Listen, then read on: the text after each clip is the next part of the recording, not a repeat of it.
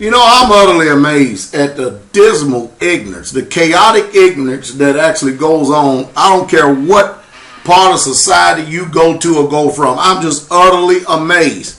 How in the world do you allow a pump that is keeping a nuclear reactor or a nuclear cooling tower cool to run out of gas in such a crisis time as this? I mean, this is almost like 911 stuff. I mean, take a look at the video. This is just, it's off the chain. It is off the chain what's going on today.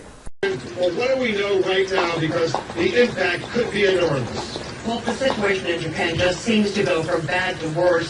3 reactors are now in serious trouble, and Japanese officials are not ruling out the possibility of a meltdown at all of them.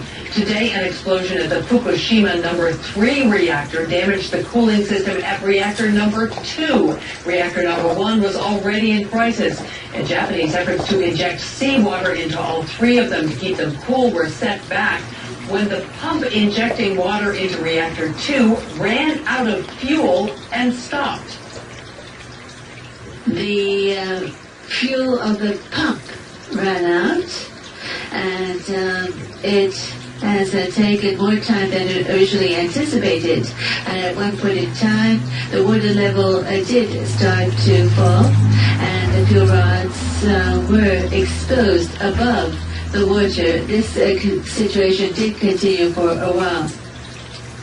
Now that problem was fixed. They started to inject seawater again, but then another problem arose. A valve that is supposed to vent pent-up steam and heat didn't open. That caused the water covering the fuel rods to evaporate, and they were exposed a second time. The company which owns the plant says it should be able to locate and open that valve. It's critical, of course, that they keep those rods covered as much as possible, and they need to try to keep the pressure down to prevent a rupture in the containment vessel. Of course, if there were a rupture, that could result in a release of radiation. Today, radioactivity levels around the plant did go up for a time, but then they went back down. About 200,000 people have been evacuated from